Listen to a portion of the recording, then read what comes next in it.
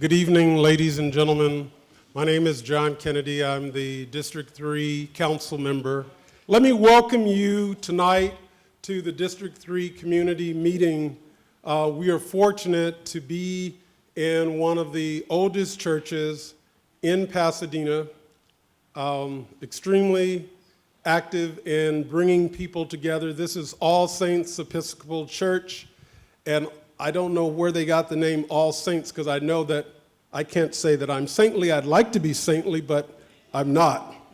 But we're happy that All Saints has extended the opportunity for District 3 to have their community meeting here. And again, I'm happy that all of you are here to really learn what's happening in our community and really find out from you what's important and if in fact we are providing the right leadership for our community and for District 3. We are blessed tonight to have the Blair High School International Baccalaureate JROTC Color Guard, and I'd like to introduce them before they post colors. Their Master Sergeant, Dan Gastelum, 24-year Army veteran. His daughter, Melissa, did a tour duty in Afghanistan.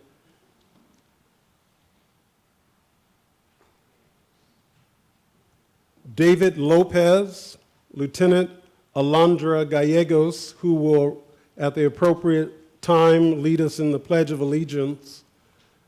Joshua Felix, Charlotte Mitchell, Rosemary Hara, Tirza Meza, and Lieutenant Alondra Gallegos, would you lead the color guard and assist me at the podium?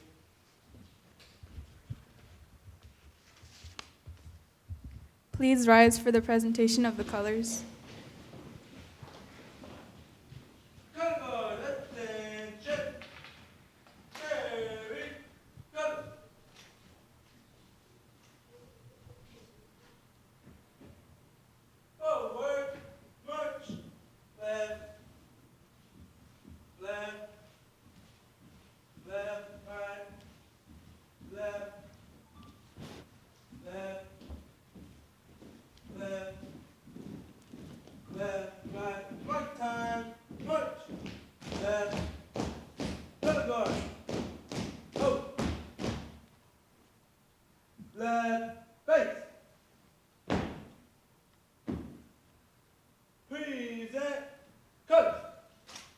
Put your right hand over your heart.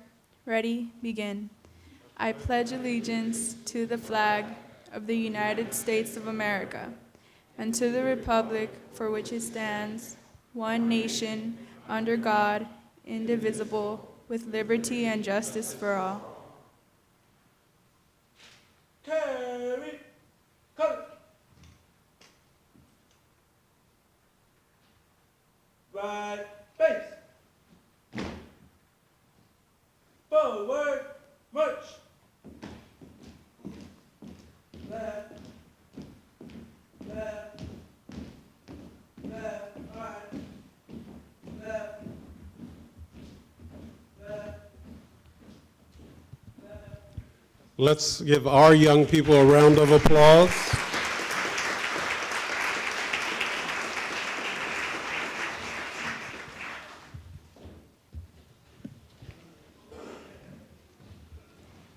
At this time, I would like to call up Zelda Kennedy, only relation if it goes back to Scotland and Ireland, but she is the Senior Associate for Pastoral Care here at All Saints Episcopal Church. I call her my cousin, and I'm happy that she has welcomed us into her place of worship.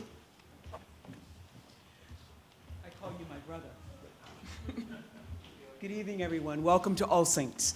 On behalf of Ed Bacon, who's our rector, and the clergy and staff here, we want to welcome you to All Saints. We have a saying, whoever you are and wherever you are in your journey of faith, you're welcome in this community. And I was so happy that John decided to have his meeting here tonight. Let us pray. Eternal God, great Creator, behold and visit, we pray, our home city of Pasadena. Renew the ties of mutual regard which form our civic life. Send us honest and able leaders. Bless our leaders that they may do their part in helping to make the people of this community wise with sound minds, the spirit of wisdom, charity, and justice. Assist them as they work to enable us to eliminate poverty, prejudice, and oppression, that peace may prevail with righteousness and justice with order, and that men and women from different cultures and with differing talents may find with one another the fulfillment of their humanity through Jesus Christ, your beloved. Amen.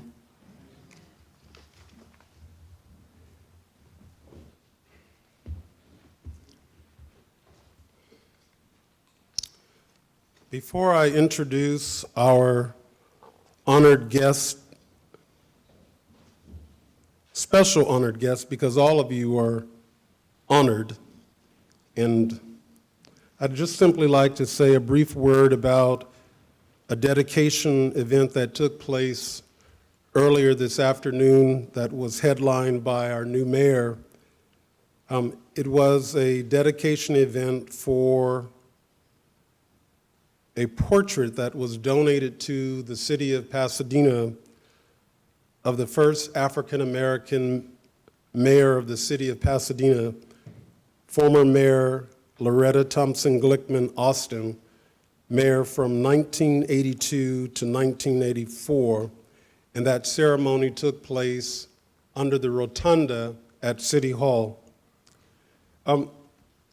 I believe this is the first opportunity for our newly elected mayor to join in a community meeting of his colleagues on the city council, and I'm very grateful that he is here with all of us tonight. I'd like to take a moment, if you would allow me, just to introduce him. Some of you learned about the mayor through the campaign process. I first met him 20 plus years ago when he chaired the Pasadena Neighborhood Housing Service Board of Directors. That was important to me, and my family ultimately benefited from that organization because its mission was to provide affordable housing in our community. And as you know, the mechanism that allowed us to provide affordable housing in this community has been decimated by bureaucrats who were more interested in what was happening in Sacramento as opposed to what good redevelopment law did in the communities across the great state of California. So, Terry Tornick, we're trying to figure out where the name Tornick came from. Well, some people think it's Russian or Armenian in origin. Some in Edinburgh, Scotland, at the University of Edinburgh, believe it has Irish, Scottish history. I don't know what the facts are, but he is said to have been raised or reared, more appropriate, we raise cattle when we rear children, in New York City. So by virtue of just being reared in New York City, you knew this was an extraordinary child because he was tough from day one. He had to be. He was diminutive, smart, precocious,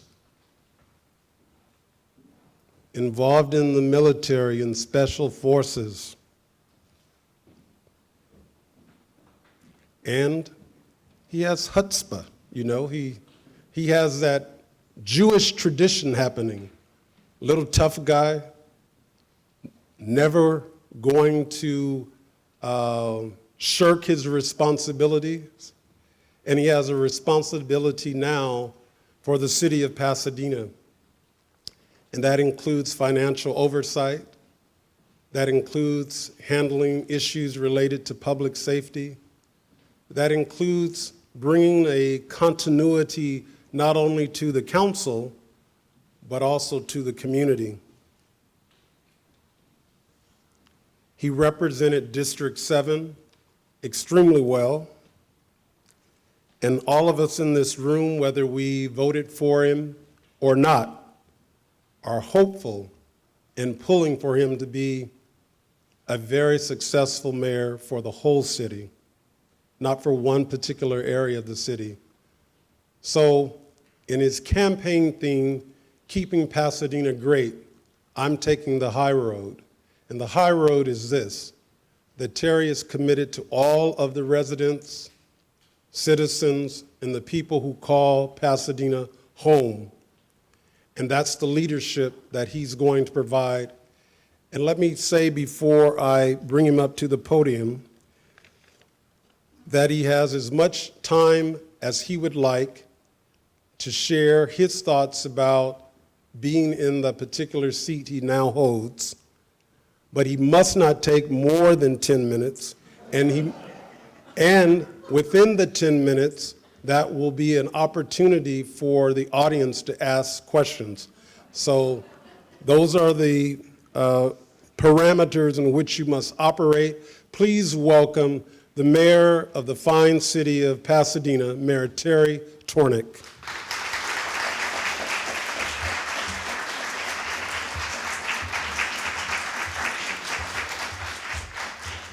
Thank you. Good evening.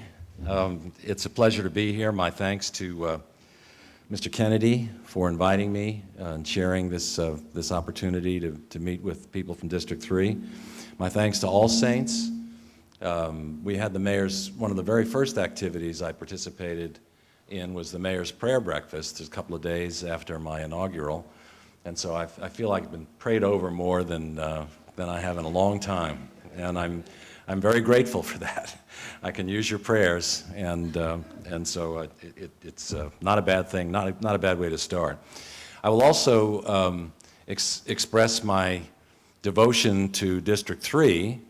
My son and his family, three of my grandchildren are residents of District 3, so I can claim a particular affiliation with that part of town. And some of my supporters, my most vigorous supporters, are in this room. And so I'm grateful, you know who you are, and I'm grateful for the support during the campaign. But John's right, my role now is not that of candidate, but of mayor for the whole city. And that's my expectation, and that's what I intend to do. And this kind of a meeting is really a continuation of what we tried to do in the campaign, which is to reach out to people directly and hear what they had to say and what their concerns were. I had a tremendous opportunity during the course of the campaign to walk the whole city and learn from people directly what their concerns were and how strongly they identified with Pasadena. And that's something that we really have to cultivate and maintain. And I think, frankly, that the city, as I see it, and all my involvement over the years with the city of Pasadena, with the government, I don't think we do an adequate job in terms of having two-way communication with our citizens. I mean, it's pretty clear to me. We have, and I've already discussed it with the city manager and the public information officer and some of the department heads. I'm meeting with each department head one at a time. And we are issuing all kinds of information from City Hall. I mean, there's an effort being made. You name the department, they've got their own publication. You get publications from the Public Works Department and from the Library Department, and you get In Focus, and you get, some of you are on the police chief's mailing list. I mean, there's this fire hose of information going out from City Hall, but it's not working very effectively. And the problem with the fire hose is that it tends to be one-way communication. And so meetings like this, and the fact that John has mandated I devote half my allocated time to Q&A is exactly right. Because it's the opportunity for those of us, and we have department heads and assistant city managers here, to hear from you what your concerns are, as well as providing information to you. And so I'm working with the city manager now to develop a new communication system among and between City Hall and its citizens, and we're going to take the show on the road. Some of the city council members, and John is an example, work very hard at trying to have district meetings and provide outreach and information to their constituents. But I think as a city, we need to do a better job. We have some important topics that we're dealing with, and they're on the agenda tonight. I don't need to spend time on them because you're going to hear from Julie about the embezzlement investigation. And the only thing I want to say about that is that my feeling about the embezzlement is, as I've told many of you, is that it's a problem in and of itself, but it's really a symptom of what I think is a larger problem. And that larger problem is a culture that has developed within the building, within City Hall, where people are not necessarily being held accountable to really do their job correctly, or we couldn't have had this guy stealing from us for 11 years. It's just not possible. And when people from outside the city hear about it, they look at amazement. And I don't have an adequate explanation. So there needs to be more accountability, and we're already at work on that, and Julie will tell you some of the ways in which we're attempting to do that. Another one of the subjects on your agenda is water conservation. John made quick reference to it, but I tell you folks, there's going to be, in spite of the fact that it may be drizzling outside, there is going to be no end. We are going to have to change our way of living here. And our ability to adapt successfully, and I'm confident that we will be able to adapt successfully, is really going to determine what kind of city we live in. We simply cannot. I serve on the board of another nonprofit housing organization called Link Housing, which is a statewide affordable housing provider. And we have 7,500 units throughout the state of California. And we had a meeting today. I'm on the Property Services Committee of that organization. And we talked about turf issues. How many of our developments still have lots of turf? And people love turf. And they love to have their green grass and have their kids play on it. But it's going to become an outmoded concept now because we're not going to be able to afford to water it. We've been told by the state of California that the medians on Sierra Madre Boulevard, it's 15 acres. You know what I'm talking about, the big medians. We have to turn the water off on June 1st. There's no conversation about it, no appeal. We have to turn the water off on June 1st. And the people that live adjacent to that beautiful green area are not going to be enthusiastic about watching it turn brown. So we have these issues that are confronting us. We are beginning the dialogue with our citizens. We had some conversation at the Municipal Services Committee. We're going to have additional conversation at the City Council meeting on Monday night about this water issue and what it means for us. These are the kinds of things that we have to do together as a community, not by fiat coming from City Hall. If we're going to be effective, whether the issue is water conservation or how much development is too much, and that's another one of your agenda items, you have a full agenda, or the Rose Bowl, which is the next meeting I'm going to at 7 o'clock, what the future of the Rose Bowl is. All of these issues are controversial. We have a wide variety of points of view in terms of what the right answer is, but the only way we're going to get there successfully is if we get there together. And that means not just the people around the dais in City Hall, the 8 of us working together, but really all of us in the community speaking actively and thoughtfully and respectfully in terms of what those points of view are and how we find the middle ground and the appropriate course of action for us as a community. I hope that I will be able to orchestrate that effort successfully and to lead it to a certain extent, but really our success is going to be really dependent on what all of you bring to the party. And so my request of you tonight is that you be patient with us, that you be thoughtful in your commentary, that you are respectful of people who may have a different perspective in terms of how some of these issues should play out. And then I think we can really continue to be the great community that we are. So those are my prepared remarks, and now I'd like to take some questions. Ma'am?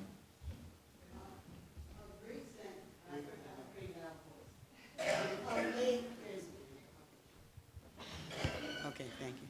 Of late, there's been some concerns around the Rose Bowl about people's safety and about the problematic situation.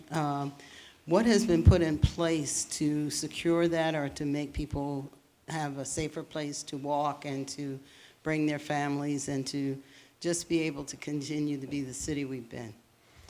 The issue relates to the assaults that have happened, well publicized, two of them that I'm aware of, around walkers around the Rose Bowl. And I think that the short form answer to that is that crime is a continuing problem in this community. The statistics all look pretty rosy, actually. The crime rate in most categories are down, and yet people continue to be fearful with some justification, and we have instances of violent crime in parts of our city. Home burglaries in some districts are going up, and the consensus among the people that are expert in this field is that we are going to be confronted with an increasing incidences of crime because of a variety of changes in state legislation and incarceration and a whole variety of other things.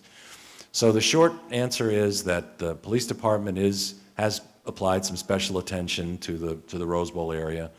The police department is understaffed. And some of the police officers have been unhappy because they feel they're not being adequately compensated. They're also unhappy because they feel like their every move is being scrutinized microscopically because of the variety of violent instances that have happened around the country. And so we're confronted with a kind of a confluence of problems surrounding law enforcement. So that was the reason I requested that my first department head meeting was with the police chief, unsurprisingly. And we talked about those issues, and we're working toward a solution. The police officers are going to get a raise. There is a new effort being made to hire additional officers because we're understaffed. In terms of public attitudes toward the police, Pasadena is not Ferguson, and we're proud of that, and we know that that's true. But we have some distance to travel in terms of how we manage our police department. And I think that the rejuvenated Public Safety Committee of the City Council, which will have new leadership and some new people on it very soon, will be taking a look at some of the ways we manage our police effort, and you will see some changes in the way we conduct ourselves in Pasadena. Sir. Okay, regardless of the time it takes for the police department to talk this issue out, is there any way in your power that you can have patrols, that's all this lady's asking, patrols around the Rose Bowl, say like early in the morning, late at night, Yeah, because some of the people happening. come. The patrols are happening. The patrols are happening? Yes. Okay. I mean, part of Está bien what... conmigo, no part- me importa. Part of what I think everybody needs, and this happens at every community meeting where we talk about crime, and people want to know why don't I see patrol cars going up and down my street, all the time? And the short form answer to that is that we don't have the ability to put patrols on every street all the time, and it's not necessarily the most efficient way to conduct policing activity. The police department is frequently doing operations that are not visible in terms of officers in unmarked cars at areas where they think there may be opportunities to intercept the bad guys before they do any harm. And the allocation of police resources is becoming more and more sophisticated, and I think we have a very knowledgeable staff in that regard in terms of how we do allocate our resources. But the admission that I'm making tonight and that the council is aware of is that we don't have enough resources, and we've set about correcting that right away. Sir. About 4 weeks ago, the tiered water rates in the city of San Juan Capistrano were found to be illegal. Glendale's being sued over their tiered water rates. Will the city of Pasadena change its tiered water rates? No, we won't. We got ahead of the curve on that one, and our tiered system is not subject to the kind of attack that was the case in San Juan Capistrano. The Capistrano rates that were overturned by the court were overturned because they were punitive in terms of the way that people were being charged, so that big users were being charged more in a punitive way than lower volume users were. We became aware of that challenge some time ago, several years ago. We modified our tiered system so that it's defensible in terms of people being charged what the cost of water is. We do have to pay more if we use a bigger volume from the Metropolitan Water District, so on that basis we're allowed to charge big users more, but it can't be punitive. So I think if we were to be challenged, that our tiered system is defensible, but we're reviewing it again. And frankly, as the governor pointed out, the way to really assure water conservation is to in fact implement exactly the kind of system that San Juan Capistrano had, but because of Prop 218 approved by the voters, apparently it's not illegal. So we're sort of caught betwixt and between, which is why I think the way that we're going to be most successful in terms of achieving a real change in the way people consume water is through education and peer pressure rather than necessarily punitive pricing. We have time for one more question. Dave?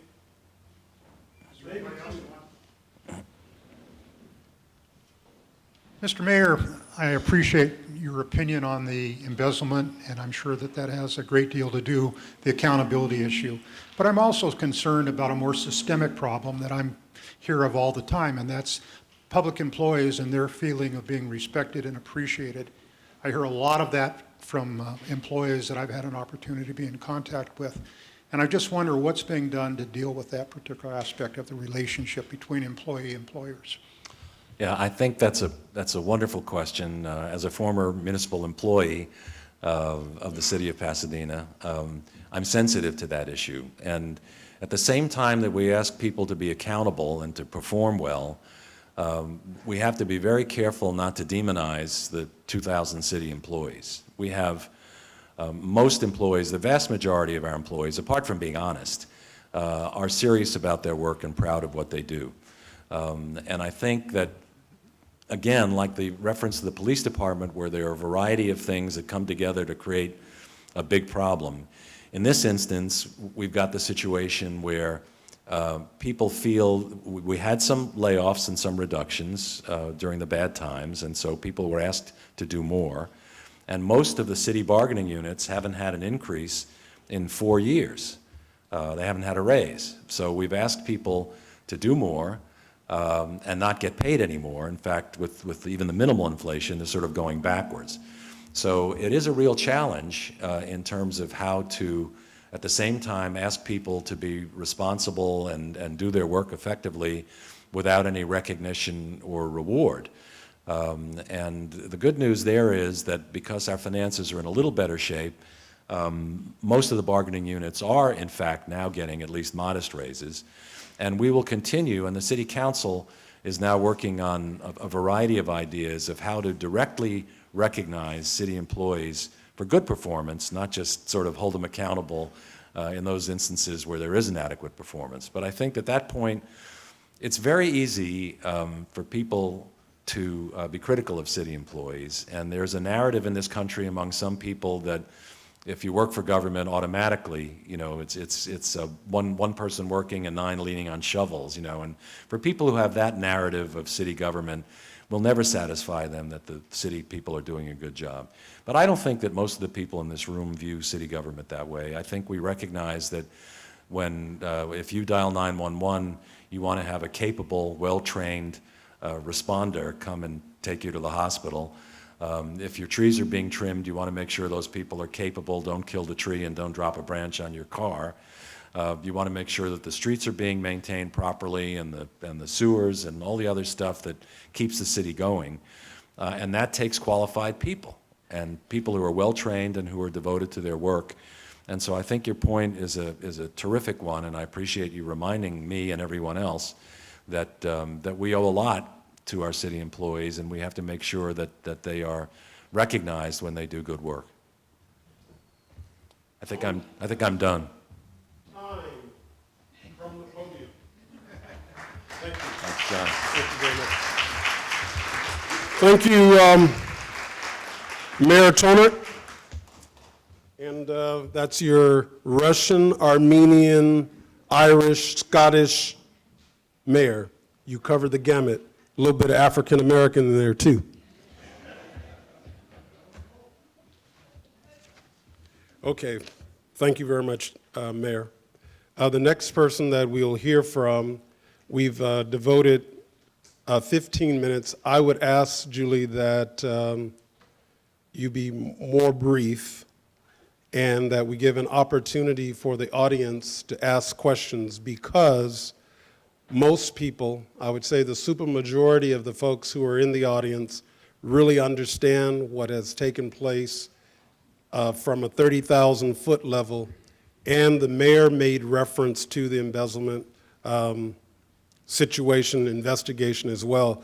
But at this time, I would like to call to the podium my colleague from Blair High School, who has been a public servant all of her professional life. Her name is Julie Gutierrez, and she is the Assistant City Manager for the City of Pasadena. Please welcome Julie.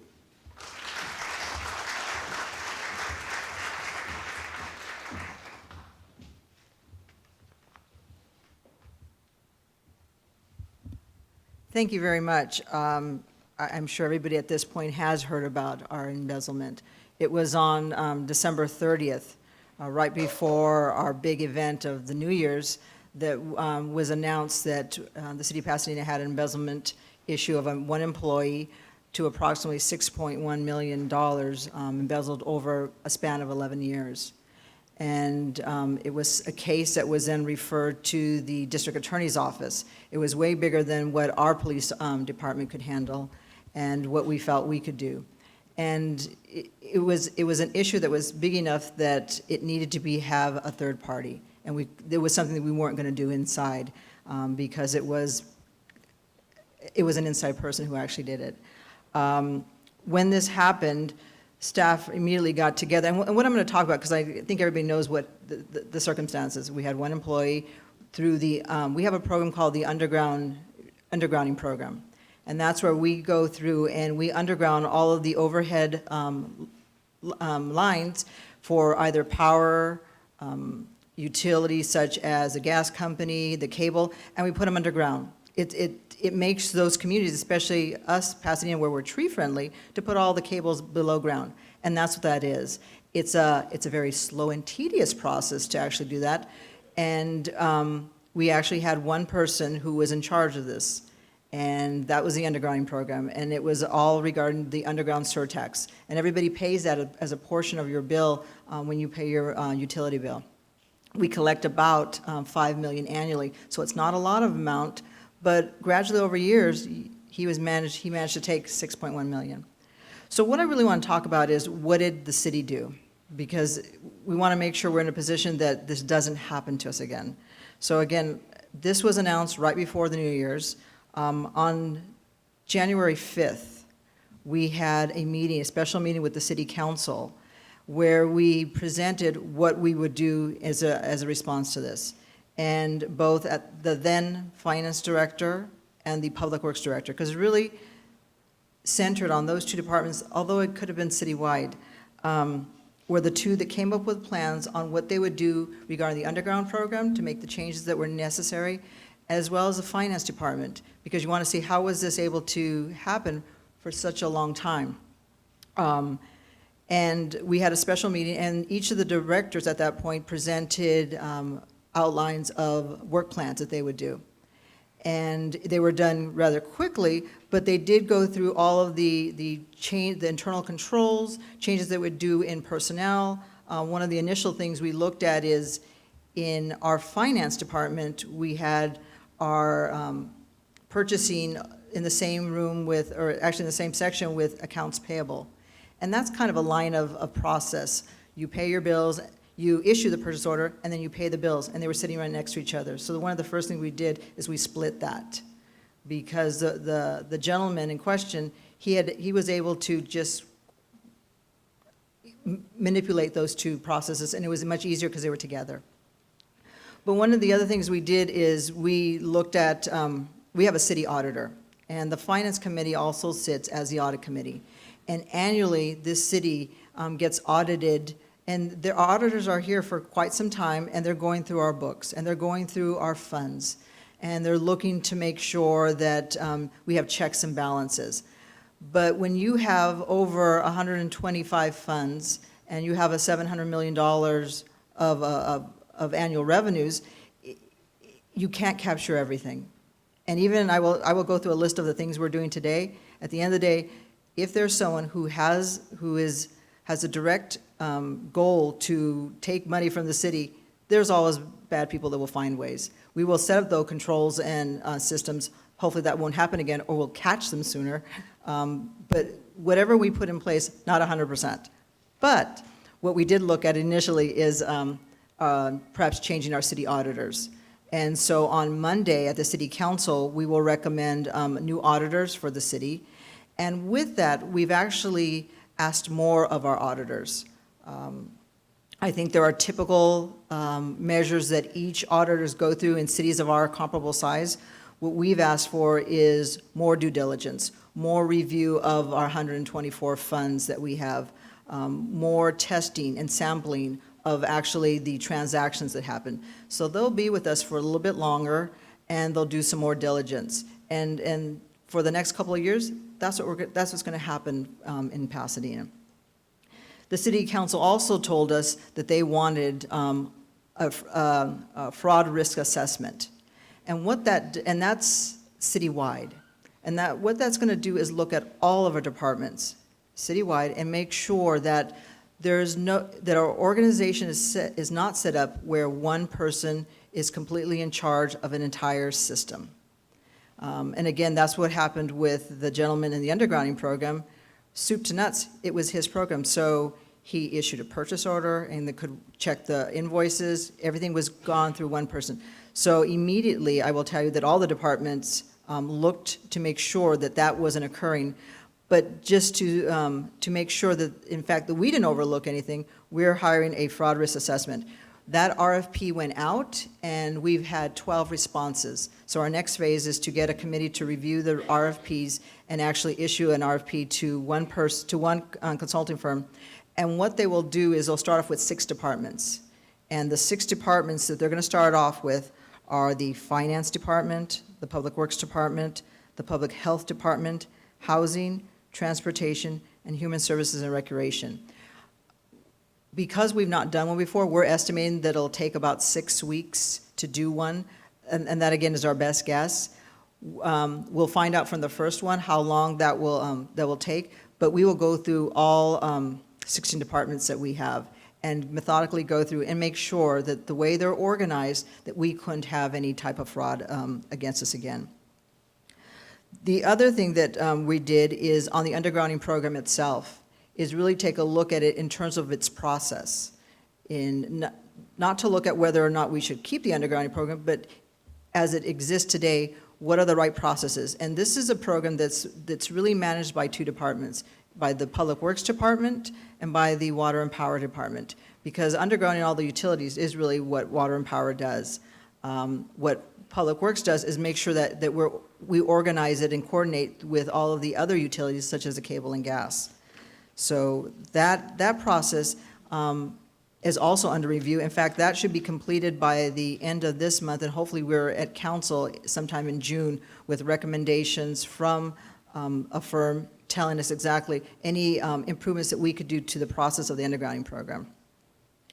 Within Public Works, they made some changes as well. In the engineering division, we've made changes such that, again, one person isn't in charge of the underground, so we have several people there. But we've also, within Public Works, we produce the capital improvement program budget, our CIP budget. And that just got adopted several weeks ago, where we allocated $85 million to infrastructure programs citywide.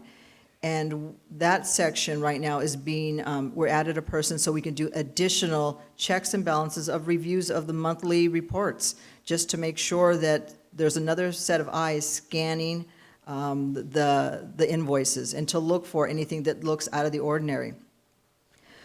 Finally, the one thing that we've actually started several years ago was we're implementing a brand-new financial system. It's a financial system / payroll system. And the city, 15 years ago, implemented a financial system called PeopleSoft. It's one that's used across many governmental agencies. Well, we're implementing a new one. And as part of the implementation, we are looking at all of our processes and internal controls, segregation of duties, signature authority, and all that's being put, most of it is online. And so right now, when we talk about some of the things in terms of accountability, those processes are all being re-looked at, and to ensure that there is a chain of command and that various people are signing off, so it's not just one person. And when you talk about the culture right now, and I keep saying we, many of you may know that we don't in January, we lost our finance director and our public works director. And so I've been temporarily filling in for those two positions. And when you talk about, and it's actually probably better to have one person as I'm coordinating between things that need to happen in finance and things that need to happen in public works. But when you talk about the culture, and my talking to them all was about the accountability and responsibility. And they understand it. They too were frustrated that this could happen, because when you talk about city employees, very trusting employees, very customer service, and believe that they were doing the right things. But as Mayor Tornick has talked about, it's going that step further and making sure that trust but verify, and that seems to be one of our mottos that we do in both the finance and the public works offices. And it's everywhere, because we take a lot of pride in our work, and it's important for those employees to realize that yes, this happened, but we need to go forward. And there's a lot of investment right now on your finance staff to make sure that we implement this program, this brand new financial system, and that it does have the checks and balances, because we want to make sure that it happened in public works, that it can't happen in any of the departments. So a lot of things that we are doing, and again, just to make sure that those controls are in.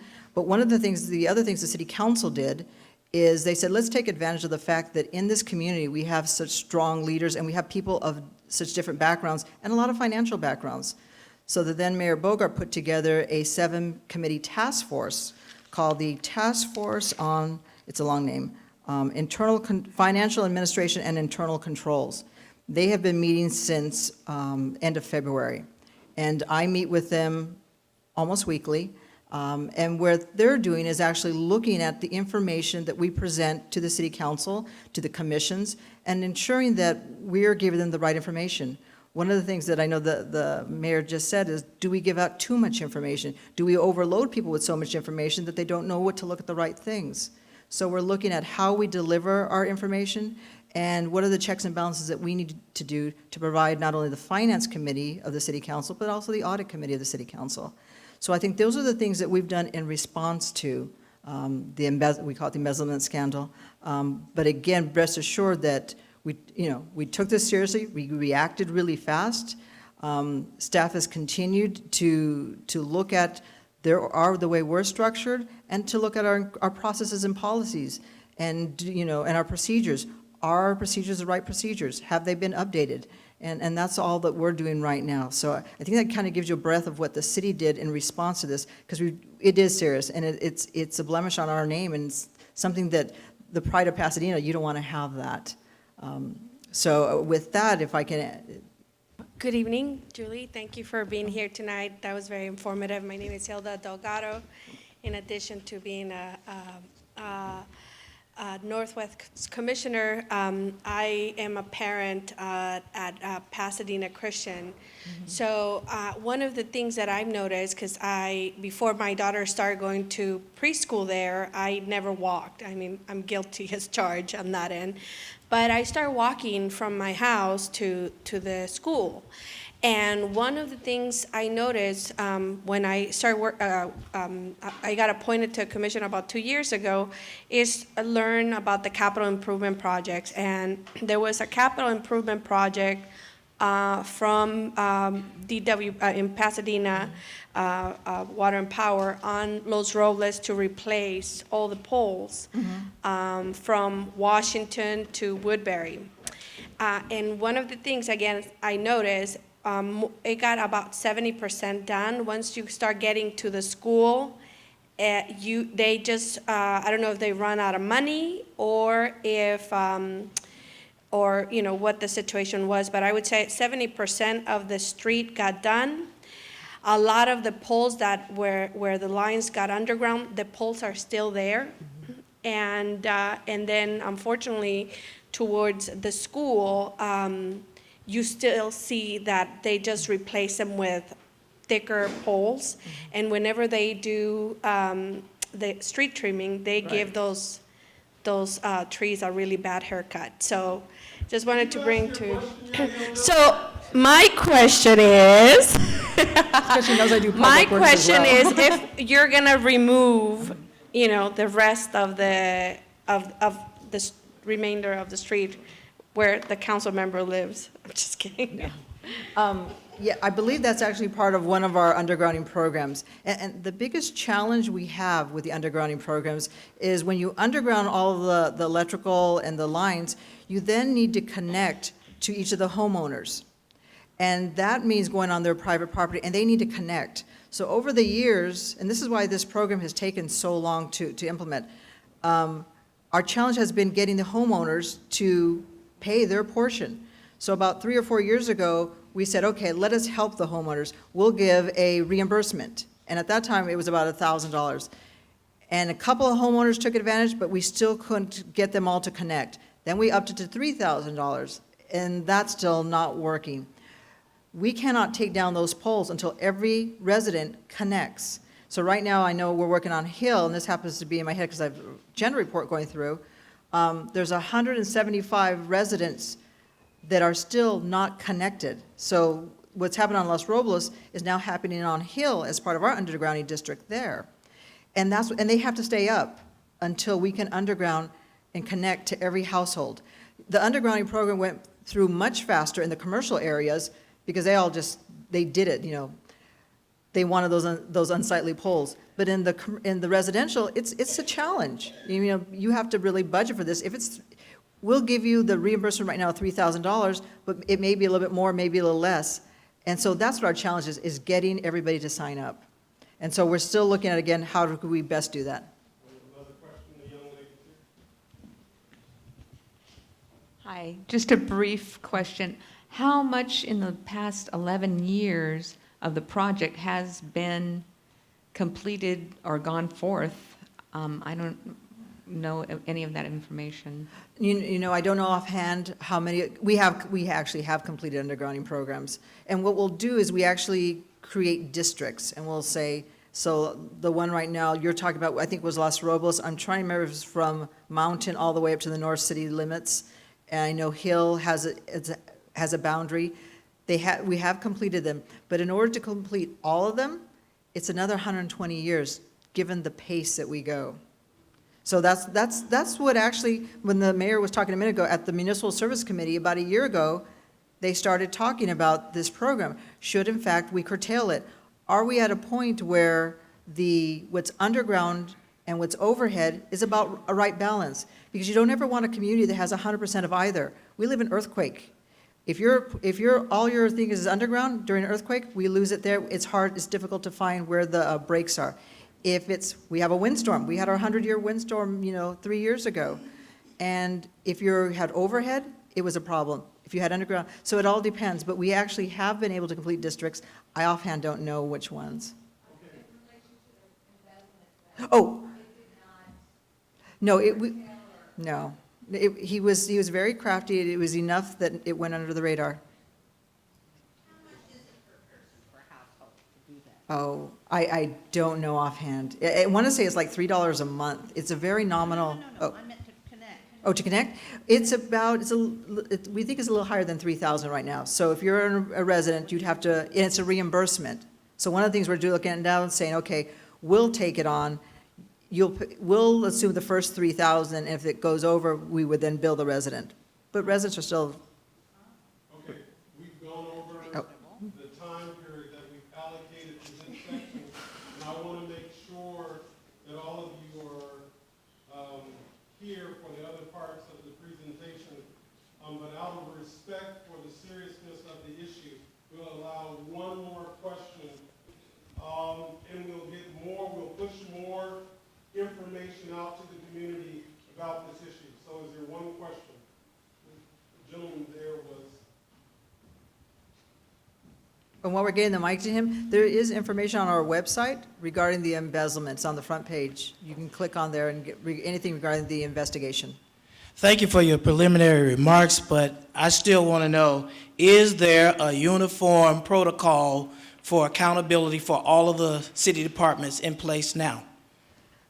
I believe there is. What we're working on is enhancing it. If you were to look at all the different departments and the way they're organized and structured, they do have internal controls, they do have systems in place, we do have policies and procedures. What we're doing right now is reviewing them, enhancing them, making sure that as time has changed and we're moving forward on a new financial system, that we're taking advantage of the features that are available. So our thing is to become better. But I would not characterize it to say that we don't have any controls right now. We do have them. We need to make sure we abide by them, and we're not complacent on them. But we do have them right now. Well, let's give Julie a round of applause for being here tonight, answering all of our questions. Thank you very much, Julie. The next item on our agenda is really the largest development that is taking place in the city of Pasadena, to the best of my knowledge, and it is that right? Yeah.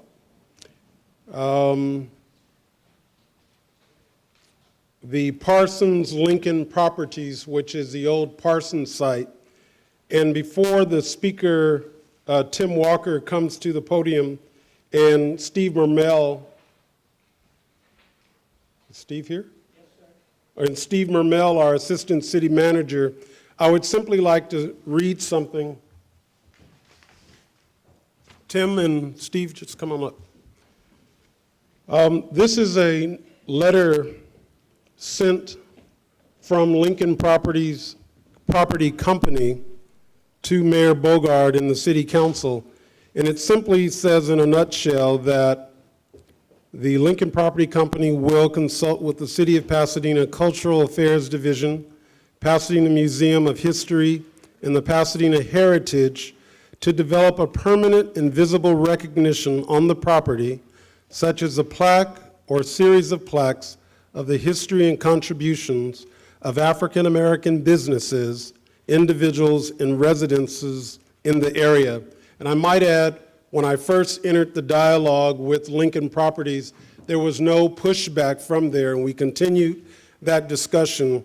And this is actually part of the development agreement with Lincoln Property, and I think they deserve a hand of applause just for listening to some of the concerns of the Downtown Pasadena Neighbors Association, the council member, the council, former city employees were very concerned about the continuity of that project and how it relates to Northwest Pasadena. So we'll hear from Steve Mermell and Tim Walker on that project, and we also will receive updates on Robinson Park. There's a $3 million gap there, and I'm hopeful that I can convince our former mayor to lead an effort, a private effort, to raise that $3 million gap for the Robinson Park renovation project. And then we'll hear a brief presentation on Heritage Square. Heritage Square is important for a lot of the folks who are in the room because that will be 69 units of affordable housing, and we need to know, we need to share with the community what is the process to make sure our community members, and hopefully members in District 3 as well, receive that benefit of that quality senior affordable housing. So those are the three areas. There are a number of developments, over $1 billion of development happening in this district right now, 1 million square feet of development in just Parsons alone. So please welcome Steve Mermel, Assistant City Manager, and Tim Walker from the Parsons Lincoln Property Development. Thank you. Representing Parsons Lincoln will be Al Moses, Attorney Al Moses. Sorry about that.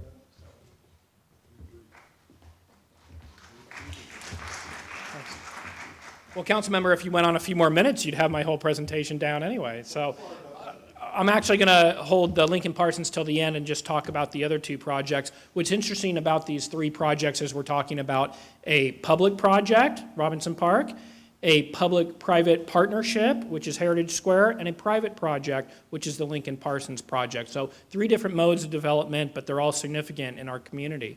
So the Robinson Park Recreation Center, what we're planning there is we have a budget, a cost estimate of $11.4 million to completely renovate the existing 7,400 square foot gymnasium and also the 9,500 foot multi-purpose room, administrative offices, the kitchen, and the restrooms. Our plan is to ultimately add an additional roughly 3,800 square feet.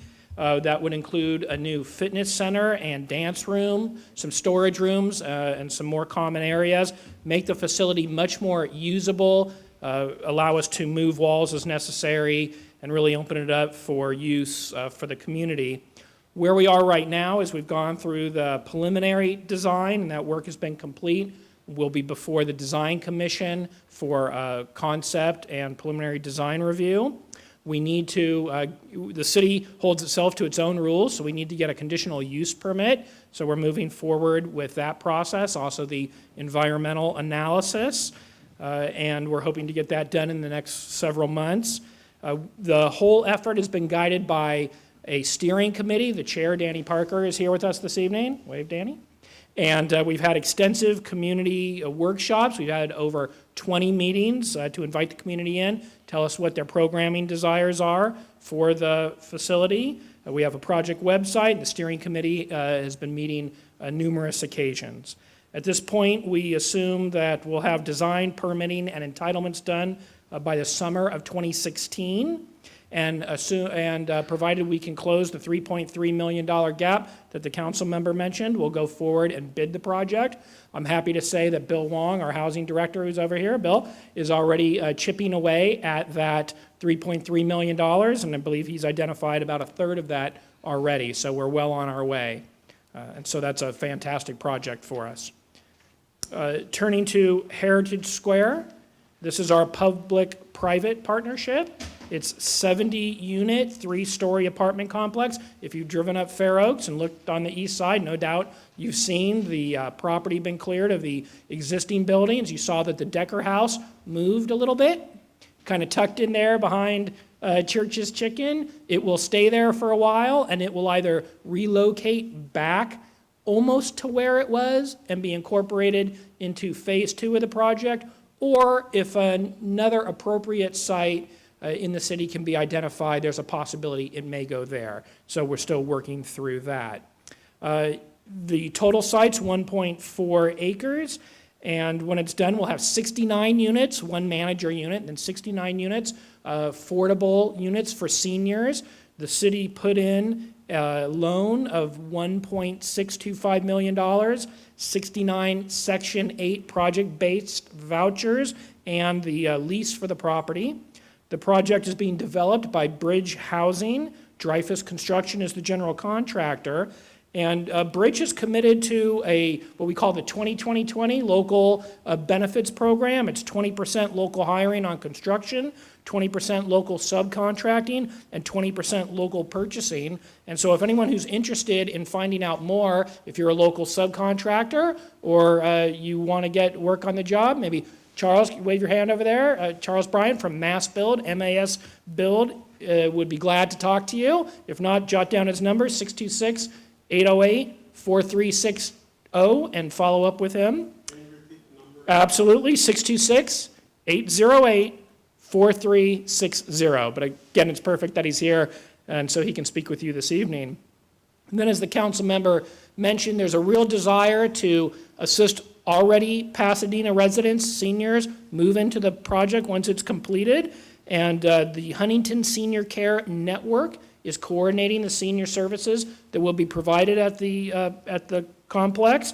And so if you are interested in learning more about residency in what's going to be a fabulous building, and that we have some handouts so you can see the graphic of it, you should contact Bridge at 388, this is area code 626-388-1505. So that's 388-1505, and it's just going to be a fabulous project when that's completed as well. And so last but not least, the best for last, and I'm happy that Al Moses is here with me, done a lot of work in the city, is the Lincoln Parsons project. And so we're all familiar with the Parsons corporate headquarters on Walnut and Fair Oaks. They sold the property off many years ago, and then they leased back. So they're still staying there in that building, and then the two buildings, what they call the annex, to the south of that building. And they've sold the property to Lincoln Properties, and they're envisioning a development on top of what is now the surface parking lots.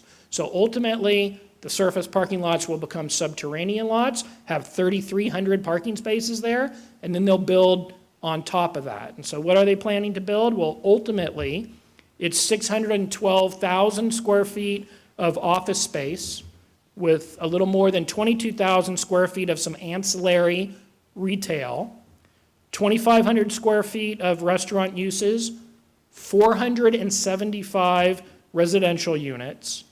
And again, all the parking will become subterranean. People who are familiar with the Rose Bowl operation know that the shuttle runs from there. They'll continue to provide that shuttle operation. Now, the project's going to be phased. We entered into a development agreement that gives them 15 years to fulfill their development, and they're going to focus for the first part of the development on really the east side of the property, so if you will, the Fair Oaks frontage, corner of Walnut, and then down. They're going to move forward with the construction of the 475 residential units and a little over 500,000 square feet of, well, that'll be a little more than 561,000 square feet in total. They'll build the 15,000 square feet of ground floor retail along Fair Oaks, so that will help extend Old Pasadena up Fair Oaks and create a better connection to Northwest Pasadena. They'll construct 210,000 square feet of office, so roughly a third of the total office space. That's important for us here in the city as we're trying to bring more businesses in. We need more Class A office space. And they'll build the 2,500 square feet of the restaurant. And again, this is a private project, but they did enter into a development agreement with the city. And as part of that, in addition to the monumentation that the council member mentioned, they've also committed to a goal of 20% local Pasadena residents on the construction, and then 15% building material purchases through local vendors. And so that's a very strong commitment, and that should yield significant benefits for our community. So that's the summary of what's going on. There's some handouts up there. Al, I don't know if you wanted to add anything? Thanks. Al Moses, land use attorney and consultant for Lincoln Property Company. As Steve mentioned, Lincoln bought the property about 4 years ago for $360 million. As he described, we're developing right around the Parsons Tower. They have 232 leases. They have a 15-year lease and another option for 15 years again. They want to keep their headquarters here and identify with Pasadena where they're from. I did want to stress this is the first and largest single-owner project in the city of Pasadena. We're not required, as other projects are, to get city money and to be city projects, to do a certain amount of local hiring. But with the great assistance from the councilman and great discussion about that, we agreed to do 20% local hiring on this project. 20% is, thank you. Along with the size of the project comes the amount of workers. So most projects around Water and Power, for example, have 300, 600 max local workers. This is going to require 2,000 to 3,000 workers. And 20% of 2,000 to 3,000 is a lot. And to enhance us with that, we have retained Clarence Broussard, who is the local hiring guru in Pasadena. He's done a number of projects, as you know, City Hall, Water and Power, and the Rose Bowl. And with that, we hope to get it done. We hope to get started in about November, 11 months from now. We got unanimous support from the Planning Commission and also from the council. We now have the Design Commission to go through, and we look forward to doing that in the next month or so. Thanks. Might there be brief You. questions that you would like answered? I'd like to extend that opportunity to you. This is very important. And one of the speakers mentioned that Clarence Broussard is going to be working with them on making sure local hire is done in high fashion. So Clarence is here. He happens to be my former employer, but anyway, Clarence is here. Will you stand for a moment, Clarence, so folks can see? Clarence Broussard. So let's entertain about 2 minutes of questions. Sorry. Dave? Mr. Moses, you're probably not old enough to remember, but there was a great restaurant right there, the Greenbuck Cafe, and I hope that they're going to recognize them. I was a mere child at that time, Dave, but however, the green buck was in the center of the project, which was taken by eminent domain, by the old PCLC, not the commission, but the PCLC, if you recall, at that time. And John, in his first meeting with our group, as he indicated, mentioned that, and we are aware of it, and we have agreed to monumentalize that area. And we haven't decided yet how to do it, but it's going to be done, and it's going to be a permanent monument there for that situation. For the residential units, are they apartments, condos, and are any of them affordable? They are apartments, 475 apartments, not condos yet. And there's going to be an inclusionary housing project that's associated with all 475 of the projects.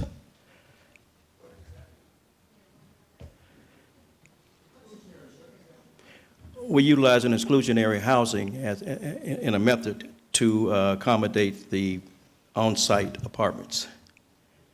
The city has an exclusionary housing program. We haven't, yeah. So under the city's ordinance, a developer has the option to either build units on-site or pay a fee to the city, and then Bill Long takes the fee and he builds affordable units. Normally when someone pays a fee and Bill does it, we actually get deeper affordability. So one way or the other, we make sure that we construct inclusionary units to help address our needs here in Pasadena.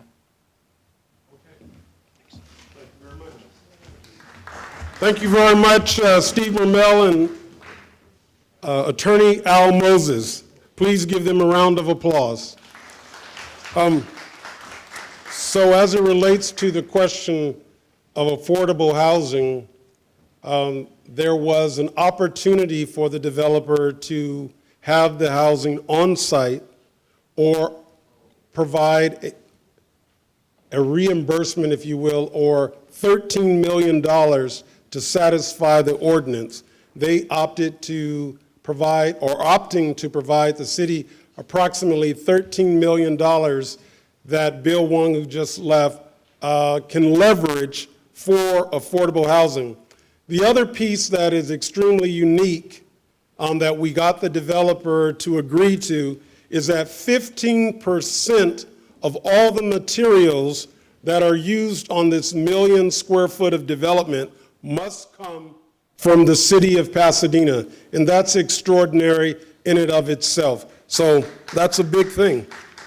Now I would like to introduce, and we're almost to the end of our evening, But this is an important issue that has been touched upon, and because it has been touched upon already, I'm going to ask Ursula Schmidt from Water Conservation, who's been a 13-year employee with the city of Pasadena, to have her presentation. We had allocated 20 minutes for her presentation, and unfortunately, I'm just going to ask her to reduce that since we've had some discussion about water conservation to 10 minutes. Is that okay, Ursula?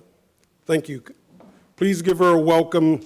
Ursula Schmidt, Water Conservation Program Manager. Can you do that?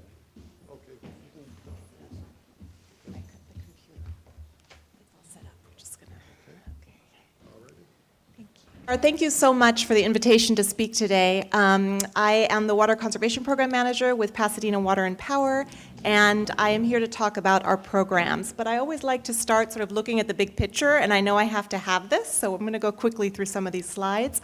But just taking a look, if we remind ourselves that 71% of the Earth's surface is covered with water, but out of that 71%, 97% is in the oceans, and only 3% is freshwater. And out of that 3% that's freshwater, 68% is in icebergs and glaciers, and 30% is in groundwater, and then we only have 0.3% that's surface water. And of that 0.3% that's surface water, most of it is in our lakes, and then we have rivers and swamps as well. And the other is moisture in our atmosphere and in our soil. So very little water that's actually potable, very little that's fresh water, and even less that's potable and drinking water. It's a very finite resource. I brought this in just as a reminder that the water cycles through in a hydrologic cycle in our system. It never really goes away. It just circulates through.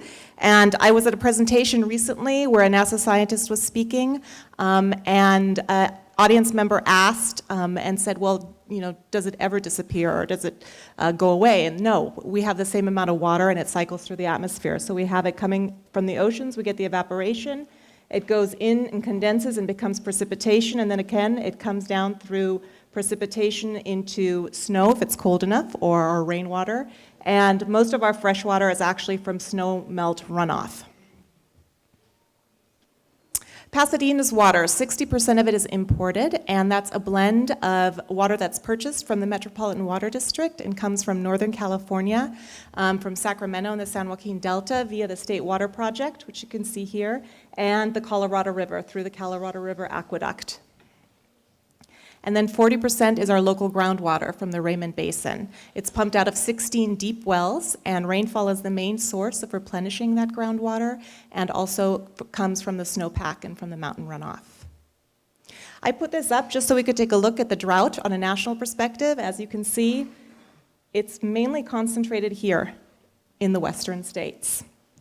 And if we look at California, and this drought monitor is updated daily on the web, you can see where we have severe exceptional drought. The majority of the state is in an exceptional drought under D4. The statewide snowpack is at 5%. The reservoir storage levels are dropping. We're in the 4th year of drought. 2013 was the driest year on record, and 2014 saw some of the highest temperatures. So the recent state action that's taken place is Governor Brown has directed a statewide mandatory reduction for all water suppliers and cities throughout the state to reach a 25% reduction, which means about a savings of 1.5 million acres of feet of water over 9 months. And then the State Water Resources Control Board is overseeing the implementation of that, and they've put together a regulatory framework to achieve that 25% reduction. So what is the reduction requirement for Pasadena? So the way the State Board did the assessment, they put all the cities and suppliers into tiers, and it was based on what the water use was from June 2014 to February 2015 compared with June to February of the year before, 2013. And Pasadena showed 9% saved. The residential gallons per capita per day is 139, and we have a conservation standard of 28% to meet, so 3% higher than the 25% statewide. So we need to save an additional 19%. So how is this being achieved, and how can it be achieved going forward? We have robust water conservation plans in place. In 2009, Pasadena adopted a water conservation plan, which is the roadmap to reduce water consumption. In that, there's a 20% by 2020 goal, which was consistent with state policy and Pasadena's urban environmental accords. We have a water integrated resource plan that was adopted, an urban water management plan, and we are a signatory to the a memorandum of understanding for best management practices and report to the state on those. We also have a Green City Action Plan and California Green Building Codes, all which have aggressive water conservation measures. So the City Council approved the Water Supply Shortage Plan in 2009, and in 2014 it enacted Level 1, which has key water waste prohibitions. So you have restricted outdoor watering, water leak repairs have to be done within a certain amount of time, no excessive water flow, no washing down of hard or paved surfaces, and no washing of vehicles. So this is just a chart that shows you what the different levels are. Right now we're in a Level 1, which is we're in the summer period, so 3 days a week. But we're going to be recommending and moving forward to a Level 2. The recommendation will be to go to a Level 2, and we'll have public meetings on that, and I have some flyers and information on that further up ahead. And then as you go up in the levels, you see the restriction becomes stronger, up to a Level 4, which is no watering or irrigating. So our water waste conservation programs. We have a water waste enforcement program, which is an opportunity for individuals throughout the community to report when they see any water waste that's happening. Turf removal and drought-tolerant landscape programs. We have residential and commercial incentives. We have a water and energy direct install program, a commercial parkway retrofit program, and additional programs for the commercial sector and education programs. And we have these programs which are in progress. And I can give a little bit more detail on that further up ahead. So for the Water Waste Enforcement Program, to report water waste, please use the Citizen Service Center, and you can call in, you can download the mobile app, and be able to report while you're on the go, and you can also email. We have monthly drought-tolerant landscape workshops. These started in March, and there'll be one every month throughout the year. The next one is actually this Saturday. That'll be in Spanish for the Spanish-speaking residents. And then we have one on May 30th is the next one at Eaton Canyon. These are excellent workshops, and they're facilitated by Tim Wheeler. He's spent 30 years in the landscape industry. And attendees, it's a 3-hour workshop, and attendees get a complete comprehensive view of what it takes to take a look at your landscape, look at design ideas, how do you want to transform it, what's the process, how to remove the turf, what are all the considerations, the rebate that's part of that, and then going to the point of actually maintaining it as well. We also have a 5-step plan for creating drought-tolerant landscapes on the PWP webpage, and this takes you through the 5 steps, and they're actually parkway landscape plans up on the webpage, and this is what one of those plans looks like. So it actually gives you the plant legend and the different materials legend and a plan view. And we have 5 of those up on the webpage, and we're going to be expanding those to also have plans for front yards for residences. Our residential incentive programs, we have many of them, and you can find them on the PWP webpage. These are a list of some of the residential ones and the rebate amounts. And I do have to say the qualifying statement right now that we do these in partnership with the Metropolitan Water District, and they have a board meeting coming up on the 26th. They just recently had one, and they weren't able to make a determination on the funding, continued funding yet. So the programs right now are on a first-come, first-served basis, and we will know what the status of them is on the 26th of May. And these are a list of our commercial incentive programs for our businesses. We provide robust incentives for technologies, cooling towers. There's a rebate of $2,250 for commercial high-efficiency toilets. And we have a direct install for small businesses as well, up to $7,500 of direct install of both energy and water measures. You have 1 minute. Okay. And then we're going to open it up for questions. Okay. We do have water education programs throughout the city. And let's see what I can jump to. So ways we can save. Let's go to this. Residents need to save 38 gallons a day to reduce by 28%. Here are some great tips. You'll be seeing these throughout the city. Our marketing team is putting together a campaign, and you'll be seeing tips throughout the city on how everyone can do their part to save. Turning off water when brushing teeth or shaving saves 10 gallons. Checking for leaky toilets. In the table in the back, I actually brought the leak tablets that you can put in the back of your tank, and if your bowl turns blue, that means you have a leak.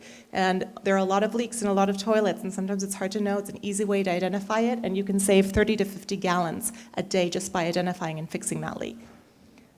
Filling the bathway halfway or less, 12 gallons. Running a dishwasher when full instead of half full, you're saving 5 to 15 gallons. Installing a smart controller. 70% of our water is used on our landscape. So we offer rebates for weather-based irrigation controllers. It's an excellent way to control watering. And also changing over to drip irrigation. We're looking at incentivizing our turf removal program to allow for irrigation retrofits to save water on the landscaping. And we want your input. There are going to be a public workshop on May 18th, and these are the other dates that there will be public meetings. And then on June 1st, there'll be a public hearing for council consideration of recommendations to move to a level 2 water shortage, which would restrict watering to 2 days a week. And here's my contact information. If you have any questions, I encourage you to please contact me, call me, or email me. Mayor Tornick mentioned the Sierra Madre Parkway, 15 acres. So I assume that when you turn the water off and it turns brown, that you have a plan that's going to become reconfigured to be attractive again. I know Pasadena Water and Power and Public Works are speaking about the opportunities for that median.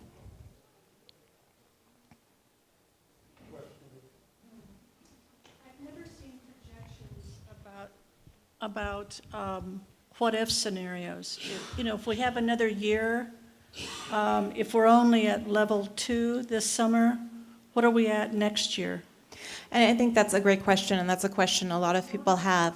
Yeah, and I've seen some presentations like with NASA and JPL where they're using earth science research to take a look at can we predict what's going to happen. I know our water integrated resource plan from Pasadena Water and Power does look at different drought scenarios and even extreme drought scenarios in the planning for water. With level 2, what kind of water do we have left in a year is what I'm really asking. And I wouldn't be able to answer that question. Level 2, if we go to that, the estimation is that it would get us to about a 20% to 22% savings. What does that do? How long will I have water if I have 22% savings? What's the inventory on water supply? Well, with all the analysis that's been done, there is sufficient water supply. And I can't answer that question. I think these would be great comments to bring up at the June 1st meeting or even on Monday, on May 19th, at the public hearing. So this is what we'll do. We will work with staff to actually answer your question, and we will not be able to answer it tonight. It's an excellent question, and it's a question that many residents possibly want answered as well. So we'll commit to you to do the research that's required to answer the question. Thank you. One last question, sir? Let me hold that so I'm on strain. I need to talk. Is this going to be a mandatory program? Water conservation for our yards. So I think currently... My yard is brown. Pero me gusta, no problema conmigo. Yeah. The mandatory is the water shortage plan that was adopted by council, and the adoption of the level 1, which is where we are currently, which is the 3-day-a-week watering, and then the recommendation will be go to level 2, which is a 2-day. So the mandate will be on the restricted days of watering, fixing leaks within 48 hours, no refilling of ponds, and no use of fountains unless they're using recirculating pumps. Okay. Please give Ursula a round of applause for being here and enlightening us about water conservation in our community. There are some questions that we were unable to answer tonight. I'd like you to write out the question. I'll commit to making sure this is useful, these types of meetings. Because if you don't get your questions answered, it's not useful to come out here. It takes a tremendous effort to come to a community meeting, and I want to respect the fact that you are so kind to allow me to help me do my job for you. I would like to call up for our closing prayer Pastor John Duran Johnson. And let me say this. There may be individuals in our community that don't worship God. There may be people in our community that worship a spirit that they believe is not God. And that's fine, and we need to respect that. There may be people in our community who happen to be Buddhists, and we need to respect all faiths, all religion, as we work together to build one Pasadena.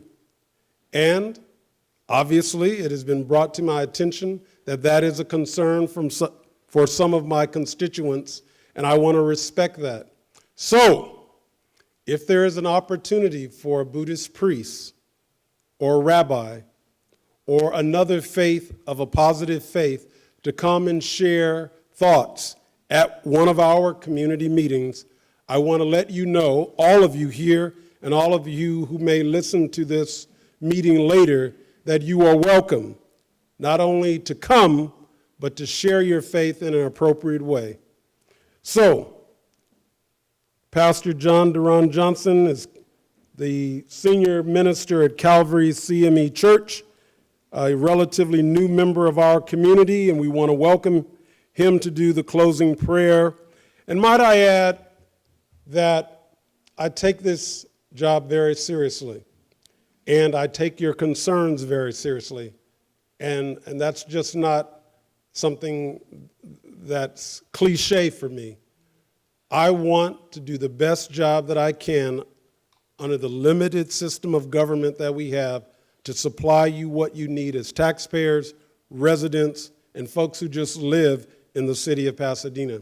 That's my job.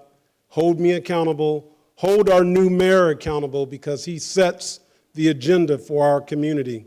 And it has to be an inclusive agenda. So again, I'm very grateful that all of you are here. I think there's a gentleman in the back named Russ Weirden, who is a representative of the folks who bought one of the largest buildings in our district, and that's the AT&T building. And they're renovating that building now. And from what I've heard through the grapevine, some very swanky, nice restaurants are coming this way, including, can I announce it? Is it a sure thing? Fleming's Restaurant. And there's another really hot restaurant that's from, I forgot what do you call it when you go from the ground to the table, or farm to table? There's going to be another restaurant coming, if it all works out, with farm-to-table menus. And that's a big plus for our district. That's a big plus for our community.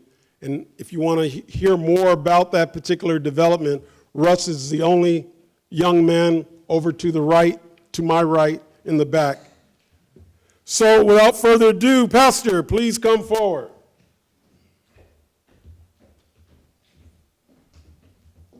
Thank you for being here. Appreciate that. Thank you so much.